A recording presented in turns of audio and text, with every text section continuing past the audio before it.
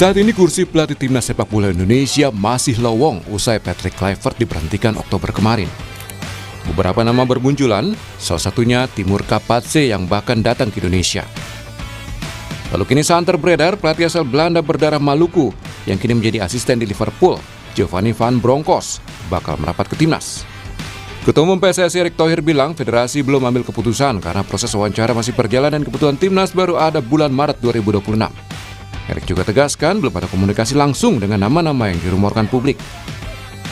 Kalau pelatih untuk tim nasional, kita berikan waktu untuk exco ataupun semua untuk melihat siapa yang nanti hasil interview ataupun dan kita tidak perlu buru-buru karena memang kan yang namanya ke depan itu nanti baru bulan Maret ya. Nah, itu pada kesana dah. Tapi namanya udah mengerucut ke berapa Pak jumlahnya Pak? Belum, nanti ada prosesnya. Ada prosesnya. Dari Belanda Pak? Dari Belanda lagi? Belum tahu. Bang, kemarin Timur Kapatse sudah tiba di Indonesia ngapain Pak? Ada komunikasi ini Pak? Saya nggak ada. Tapi kalau di list 5 itu ya nanti dinamikanya pasti terjadi. Tapi kalau saya belum ada. Saya nggak bisa ngomong karena itu kan masih proses. Kepala Badan Tim Nasional yang juga anggota Komite Eksekutif PSSI, Sumarji, mengaku diutus ke Eropa untuk mewawancara calon pelatih timnas Indonesia. Sejauh ini ada 5 nama yang sudah masuk list PSSI. Sebenarnya ada satu nama lagi yang menurut analis sepak bola layak jadi kandidat pelatih timnas, yakni Heimir Hallgrímsson, pelatih Irlandia asal Islandia. Hallgrímsson kini tengah fokus membawa Irlandia lolos Piala Dunia 2026 lewat babak playoff. Pelatih Irlandia saat ini yang juga punya track record cukup baik dan kalau saya katakan dia punya rekor yang bisa dibilang punya cukup mentereng lah karena satu sisi dia pernah membawa Islandia timnas negaranya untuk masuk ke Piala Eropa 2016, lolos ke Piala Dunia 2018, bahkan juga di level Asia juga sudah sempat melatih bersama Al Arabi di Qatar. Tentu nama ini juga yang salah satu yang mengerucut saat ini. Timnas sepak bola Indonesia sudah tergolong lama tidak berkumpul untuk menjalani laga resmi seperti FIFA Matchday. Laga FIFA baru akan ada lagi sekitar Maret 2026. Jadi pelatih timnas semestinya sudah ada akhir tahun ini atau awal tahun depan. Tim Liputan, Kompas TV.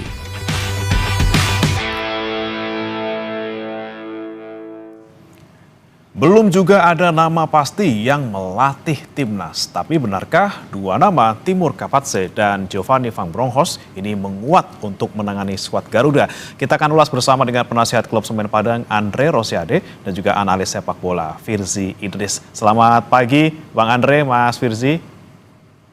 Selamat pagi. Oke, Bang Andre masih belum join ya, kita akan nantikan bersama saudara. Tapi saya mau ke Mas Firzi dulu. Mas Firzi, ini kan kita belum tahu nih, ada 5 sebenarnya yang lagi diproses sama PSSI ya untuk menjadi pelatih timnas Indonesia. Kemudian muncul nama ada Bronckhorst, kemudian ada juga Timur Kapatse. Kalau menurut Anda, benar nggak sih 2 orang ini masuk dalam radar pelatih timnas? Ya, PSSI udah beberapa kali ya kami di media juga udah mencoba menanyakan siapa sosok 5 itu. Apakah mereka benar seperti yang diberitakan di media ya, nama-nama yang beredar, Kapatse, Jesus Casas, Van Bronckhorst, dan beberapa nama lain yang belum terlalu disebar namanya. Cuman dalam hal ini memang PSSI benar-benar tight lip ya, dalam artian mereka tidak ingin mengumbar terlalu banyak. Bahkan nggak ada informasi sama sekali terkait negara asal atau dari mereka dari mana. Cuman kemarin dalam sesi konferensi pers untuk perkenalan Coach Nova sebagai pelatih timnas U20 kan juga memang disebutkan oleh Pak Sumarji dan juga Pak Sekjen Yunus Nusi bahwa mereka ini tidak disebutkan namanya karena masih terikat. Mereka terikat bersama klub dan terikat bersama timnas mereka masing-masing. Dan mereka masih punya pekerjaan. Jadi kalau ini benar, artinya rumor soal Timur Kapatse itu sudah bisa kita coret ya. Karena Timur kan sekarang tidak punya pekerjaan setelah dia posisinya di pelatih kepala Uzbekistan diambil alih oleh Fabio Cannavaro. Dan Pak Marji memang mengutarakan sudah pernah komunikasi dengan Timur Kapatse dengan bagaimana cerita kesuksesan dia bersama Uzbekistan, bagaimana kiat-kiat dia sebagai pelatih. Tapi katanya kabarnya sih tidak ada suatu hal lebih maju daripada itu seperti penawaran pekerjaan. Tapi balik lagi ya Mas, ini kan balik lagi seperti yang Pak Erik bilang tadi, dinamika dalam pemilihan nama-nama ini bisa saja dari shortlist awal ada nama yang dicoret, ada nama yang ditambah, atau dari 5 itu tidak cocok. Dan ini semua tergantung dari Alexander Zwiers juga yang sudah berada di Eropa ya. Kabarnya Alexander Zwiers dan beberapa exco sudah jalan dan Pak Marji akan menyusul kalau nggak salah hari ini untuk mewawancarai beberapa nama di Eropa, di London dan mungkin juga ada di mainland Europe. Tapi dalam beberapa pekan ke depan mungkin akan ada perkembangan lagi seperti apa nama-nama yang udah ada dan kemajuan dari proses mereka. Seperti itu sih. Oke, tapi kan kemarin Pak Zainuddin juga sempat bocorkan sedikit gitu ya, pas dibilang Belanda, ya diiyain gitu ya. Walaupun kita tidak tahu nih namanya siapa, tapi kan yang mengerucut pasti kan Bronkhorst gitu ya. Ada nggak sih pelatih lain mungkin Mas Firzi yang kemungkinan juga berasal dari Belanda yang bisa jadi nih, jadi salah satu yang diproses oleh PSSI? Ya, pertama kenapa alirannya Belanda ya dan kenapa Belanda itu make sense menurut saya ya. Karena pada match terakhir kita lawan Irak itu hanya Rizky Ridho dan Ricky Kambuaya ya, pemain-pemain starter kita yang tanpa keturunan Belanda. Dan 4 dari 5 pemain pengganti kita yang turun dari bangku cadangan pada laga itu pernah atau tengah bermain di Belanda. Sehingga menurut saya ini logis, bukan sedikit ya. Menurut saya ini logis kalau PSSI memang mengejar pelatih yang punya aroma Belanda atau pernah belajar dari KNVB. Dan ini juga PSSI menjalin kerjasama dengan KNVB beberapa waktu lalu kalau nggak salah awal tahun ya atau pertengahan, ketika itu Pak Erik datang ke KNVB kampus dan di sana ada MOU kerjasama ya antara federasi dengan KNVB, sehingga sangat wajar. Van Bronckhorst tentu namanya jadi disebut-sebut dan yang saya dengar juga menjadi salah satu kandidat, tapi mungkin ada nama-nama lain yang dulu pernah jadi pertimbangan ya. Kalau dulu misalnya yang saya dengar pernah dipertimbangkan Bert van Marwijk, kayaknya sekarang nama itu tidak disebut lagi. Mungkin juga ada nama Philip Cocu yang kabarnya juga menjadi salah satu kandidat ya, mantan pemain PSV, gelandang hebat Belanda, dan dia juga namanya disebut. Jadi kita akan lihat seperti apa nama-nama pelatih yang akan dijadikan alternatif ya. Kalau Van Bronckhorst dia juara Eredivisie dan juara Piala KNVB bersama Feyenoord. Musim pertama di Belanda dia langsung juara Piala Belanda, musim kedua juara Liga. Jadi menurut saya ini nama yang sangat santer diberitakan dan punya profil yang sangat bagus. Menurut saya begitu, Mas. Oke, nah ini selain Mas Firzi juga sudah bergabung bersama kami, saudara penasihat dari klub Semen Padang. Melihat nama-namanya, tadi ada kemudian Timur Kapatse, kemudian juga Bronkhorst, kemudian ada juga nih nama-nama lain seperti Heimir Hallgrimsson, ada juga Jesus Casas. Menurut Anda nama-nama ini yang masuk siapa saja nih, Bang Andre? Ya, sebenarnya kalau soal nama-nama itu sebenarnya kan terserah PSSI saja ya, federasi yang memutuskan. Yang penting bagi kita supporter adalah siapapun yang dipilih oleh federasi adalah nama-nama yang punya kualitas. Itu yang paling penting.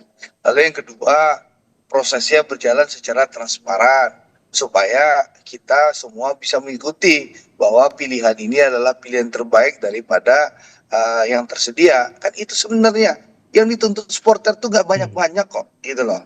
Hanya yang bikin repot itu kan federasi, gitu loh. Selama ini, yang pertama kesannya tertutup untuk melakukan evaluasi. Yang dituntut supporter apa sih? Pertama evaluasi. Kenapa kita gagal, kita kalah, lakukanlah evaluasi gitu loh. Secara menyeluruh gitu. Minta BTN memaparkan kepada federasi bagaimana selama ini perkembangan dari zaman Sintayong sampai Kluivert untuk dijadikan evaluasi. Itu yang diminta. Lalu setelah evaluasi apa? Pilihlah pelatih baru secara transparan dan berkualitas. Itu doang yang tuntut supporter. Tapi yang ribet tuh kan PSSI dengan segala drama dan segala dramanya gitu loh. Itu yang ribet. Malah mereka berantem sama mereka, saling saut-sautan gitu loh. Lalu nggak pernah rapat gitu loh. Yang ada ketua PSSI undang masing-masing exco, tapi bikin rapat besar sampai sekarang ya. Sampai sekarang tidak pernah ada rapat exco besar gitu loh. 15 orang ini tidak pernah kumpul sejak kalah Indonesia lawan Irak gitu. itu nggak pernah kumpul. Padahal itu harapan masyarakat, gitu loh. Kenapa ada kesan ketakutan? Ya tuntutan masyarakat tuh hanya sederhana, nggak banyak-banyak, evaluasi lalu pilihlah yang transparan. Nah, siapa yang dipilih itu sebenarnya hak federasi ya. Jadi kita tentu berharap yang dipilih ya yang berkualitas, mau siapa namanya, Jesus Casas, Timur Kapatse, atau Giovanni Van Bronckhorst. Sekali lagi itu nama-nama yang menurut saya berkualitas. Bahkan soal Giovanni Van Bronckhorst itu pernah saya tanyakan langsung kepada ketua umum di saat sebelum ketua umum PSSI mengumumkan nama Patrick Kluivert. Saya pernah tanya waktu itu, Bang, kenapa Patrick Kluivert, kenapa nggak Giovanni Van Bronckhorst? Karena Giovanni Van Bronckhorst itu pertama punya darah Indonesia, yang kedua sudah punya rekam jejak yang bagus waktu di dunia kepelatihan, pernah bawa Rangers juara. Saya sampaikan dulu waktu sebelum, sesaat 1-2 hari sebelum Patrick Kluivert diumumkan. Nah, setelah pemecatan Sintayong itu, saya telepon beliau, lalu beliau bilang Giovanni Van Bronckhorst itu ditolak pemain katanya. Karena apa? Karena orangnya keras gitu loh. Beda sama Kluivert yang diterima oleh pemain. Nah, ini omongin Pak Erik ditelepon dulu sama saya gitu loh. Nah, tapi kalau Giovanni Van Bronckhorst dipilih oleh PSSI, ya silakan, monggo. Itu haknya PSSI, tapi lakukanlah secara transparan gitu loh. Supaya jangan ribut lagi, nanti sudah dipilih Pak Zainuddin Amali protes lagi setelah di konferensi pers kan, karena rapor ekskulnya nggak ada gitu loh. Oke, Bang Andre, kalau dari Gitu Bang loh. Andre sendiri Jadi, masih into supporter STY nggak sih? terima saja. Bang Andre, kalau Bang Andre Apa? sendiri masih ke STY nggak sih kalau sampai sekarang dengan adanya nama-nama Ya, tadi? kalau saya sebagai supporter ya sudah mengusulkan secara maksimal ya, plus minus kenapa saya usulkan CLBK dengan Sintayong. Tapi kan keputusan nggak di tangan saya, keputusan nggak di tangan supporter. Kalau di tangan supporter udah selesai keputusannya kemarin. Kita one man one vote itu, 90% supporter insya Allah akan dukung Sintayong. Tapi keputusan kan ada di tangan 15 orang ini, gitu loh. Dan dari 15 orang ini ada ketua umum yang menolak kan, gitu loh. Yang ngotot dalam tanda kutip menolak gitu loh. Kan kita dengar pernyataan pada move on, Zainuddin Amali juga ngomong ketumnya nggak mau, ya susah, gitu loh. Nggak mau dengar aspirasi supporter, maunya sendiri ya sudah. Kita hanya bisa mengusulkan. Kita usulkan baik-baik, kita sampaikan alasan dengan baik-baik, tapi keputusan ada di tangan 15 orang ini. Nah, tentu ya kita serahkan ke 15 orang ini, kalaupun nanti hasil keputusannya apapun ya kita terima. Tapi tentu nanti kalau gagal lagi keputusannya, konsekuensi 15 orang ini dan ketua umum harus berani bertanggung jawab. Jangan ngumpet lagi untuk melakukan evaluasi gitu loh. Siap-siap, supporter juga ngamuk nih ya kalau misalnya ternyata dalam tanda kutip gagal gitu ya. Saya ke Mas Firzi, kalau misalnya kita melihat tadi beberapa nama yang muncul gitu ya, tadi ada Bronckhorst, kemudian Hallgrímsson, ada Jesus Casas, mungkin kelebihan dari masing-masing orang ini yang kira-kira bisa nanti untuk kita manfaatkan sebagai pelatih timnas apa, Mas?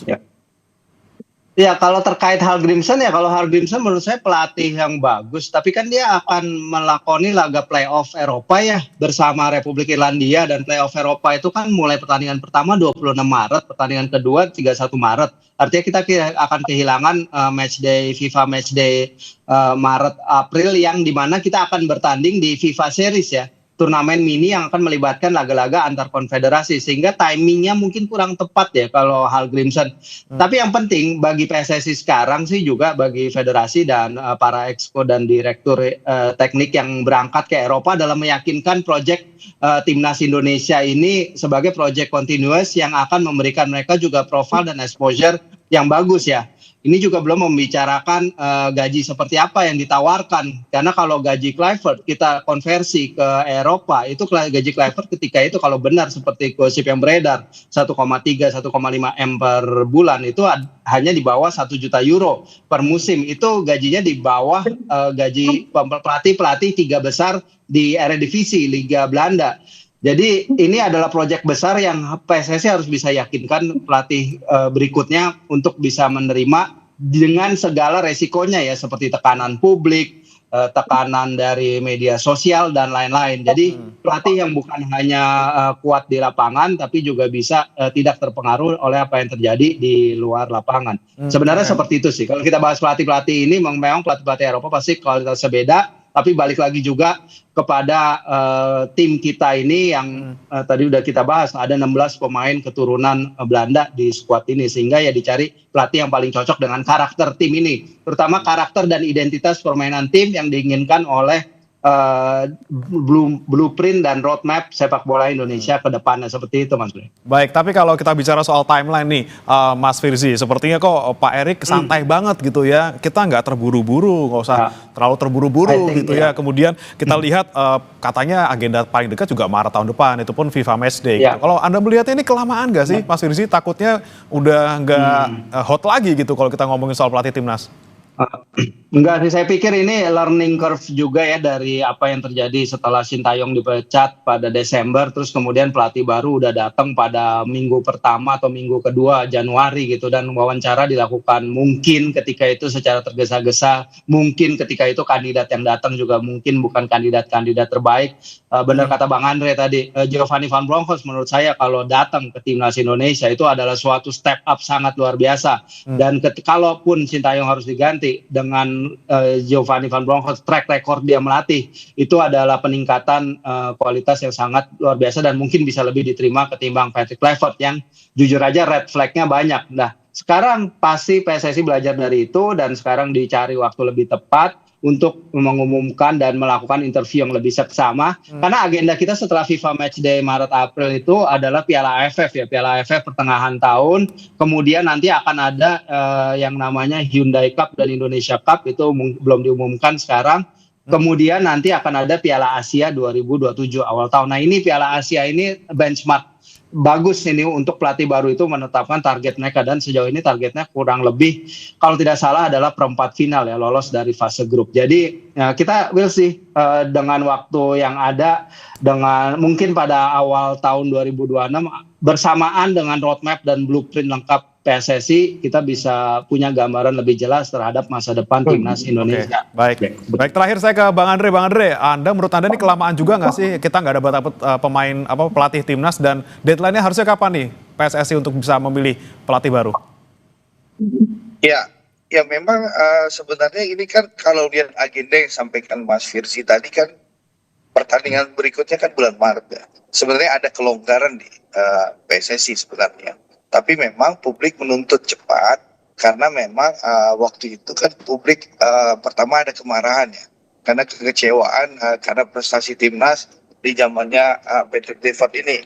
Yang kedua, kita menuntut evaluasi, lalu kita menuntut pemilihan karena waktu itu ada FIFA Matchday di bulan November kemarin. Nah, ternyata kan ini sudah lewat ya. Tentu sebenarnya ini ada ruang bagi PSSI. Yang jelas bagi saya pribadi ya, saya akan menerima siapapun pelatih yang akan dipilih oleh PSSI. Tapi saya harapkan ya pelatih itu memang harus berkualitas, prosesnya harus transparan, dan jangan nanti dipilih, diputus tanpa melalui mekanisme statuta PSSI. Untuk apa kita bikin kongres PSSI, mensahkan statuta, kita punya organisasi, tapi aturan main nggak dipakai. Jadi kalau nanti hasil wawancaranya bagus, presentasinya bagus, keberapa pelatih ini, ya silakan hasil-hasil ini dibawa ke rapat Esko, 15 orang kan, putuskanlah sesuai dengan pasal 43 ayat 1 huruf L, supaya PSSI 15 orang ini solid, jadi keputusannya pun diambil dengan enak. Sehingga nanti bulan Maret ini kita bisa menatap dengan secara bersama-sama dengan solid untuk mendukung timnas kita tanpa ada lagi gejolak nanti antara Esko saling komentari, antara ketum ngomong A, wakil ketum ngomong B, gitu loh. Kan terlihat sekali PSSI sekarang nggak solid gitu loh. Mungkin karena udah lama nggak rapat bareng, jadi nggak ketemu bareng 15 orang ini, akhirnya nggak solid, saling saut-sautan di media. Nah, mudah-mudahan apapun keputusan, kita harus terima lapang dada ya, mudah-mudahan keputusan terbaik ya, siapapun dipilih, jadikanlah pelajaran Patrick Kluivert ini jadikanlah pelajaran bagi Pak Erick Thohir pribadi dan juga seluruh pengurus PSSI. Pilih yang mumpuni dan berkualitas. Ya. Dan pilih pelatih yang mau juga berdomisili di Indonesia. Gitu loh. Karena dia melitik pelatih timnas Indonesia, bukan pelatih timnas Belanda. Jadi jangan tinggal di Belanda lagi nanti kalau orang Belanda yang dipilih. Tinggallah di Indonesia. Karena pelatih timnas ini selain melatih, dia head coach yang harus berkoordinasi dengan seluruh tim kepala pelatih seluruh tim Liga 1 untuk menyampaikan apa maunya, apa programnya, sehingga seluruh pelatih Liga 1 supaya BRI Super League ini bisa memberikan dukungan dengan program yang sama dengan pelatih timnas ini. Ini harapannya. Jadi sekali lagi kita harapkan pelajaran Bang Andre ya. Kegagalan dan kesalahan melatih pelatih Tarkam bin odong-odong Patrick Kluivert ini jadikanlah pelajaran bagi PSSI dalam memberi pelatih yang baru. Itu saja sih. Kita harapkan ya proses ini transparan, cepat, dan juga bisa menghasilkan pelatih yang punya kemampuan, track record yang bagus, dan juga kesesuaian karakter dengan pemain juga bagus, komunikasi bagus, dan mau tinggal di Indonesia. Terima kasih Bang Andre Rosiade, penasihat Semen Padang FC, dan juga Mas Firzi Idris, analis sepak bola, sudah bergabung bersama kami di Sapa Indonesia Pagi.